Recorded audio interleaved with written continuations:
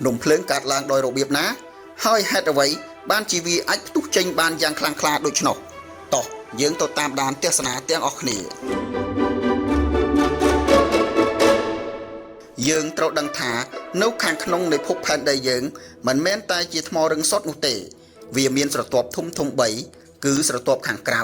ស្រទាប់មធ្យមនិងស្នូលផែនដីនៅក្នុងស្រទាប់មធ្យមមានថ្មដែលរលាយដោយកម្ដៅខ្លាំងហៅថាម៉ាក់ម៉ានៅពេលដែលម៉ាក់ម៉ានេះមានសម្ពាធខ្លាំងវានឹងចាប់ផ្ដើមរុញឡើងតាមរុនបែកបាក់នៃស្រទាប់ខាងក្រៅពេលវាឡើងដល់ផ្ទៃដី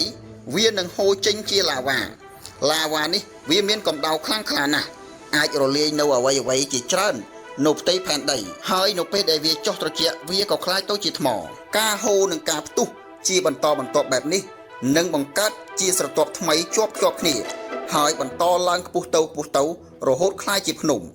នេះហើយដែលជារបៀបដែលភ្នំភ្លើងកើតឡើងនៅពេលដែលសម្ពាធនៅក្នុងម៉ាក់ម៉ាកើនឡើងខ្លាំង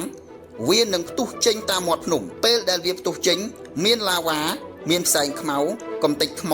និងឧស្ម័នពុលបោះចេញយ៉ាងខ្លាំងក្លាក្នុងការផ្ទុះទាំងនោះអាចបង្កើតបានជាអគ្គិភ័យបំផ្លាញភូមិសាស្ត្រនិងធ្វើឲ្យអាកាសធាតុផ្លាស់ប្ដូរផងដែរបើទោះបីជាភ្នំភ្លើងគួរឲ្យភ័យខ្លាចក៏វាមានអត្ថប្រយោជន៍របស់វាផងដែរដីនៅជុំវិញភ្នំភ្លើងមានសារធាតុចិញ្ចឹមជាច្រើនដែលអំណោយផលទៅដល់ការដាំដុះថ្មដែលកើតចេញពីភ្នំភ្លើងអាចបម្រើសម្រាប់វិស័យសំណង់និងផលិតជាថាមពលផ្សេងផងដែរប៉ុន្តែនៅពេលដែលភ្នំភ្លើងវាផ្ទុះអាចបំផ្លាញជីវិតមនុស្សសត្វនិងទីក្រុងជុំវិញយ៉ាងធ្ងន់ធ្ងរនេះហើយជារឿងដ៏អស្ចារ្យនៃធម្មជាតិភ្នំភ្លើងវាបង្ហាញថាភពផែនដីរបស់យើងមិនមែននៅស្ងប់ស្ងាត់ទេតែវាមានជីវិតនិងចលនាដូចជាសត្វដែរសូមអរគុណសម្រាប់ការតាមដាននៅវីដេអូបើអ្នកចូលចិត្តនិងចង់ទទួលបាននៅវីដេអូចំណេះដឹងផ្សេងសូមចុច Subscribe និងចុច Share ដើម្បីគាំទ្រ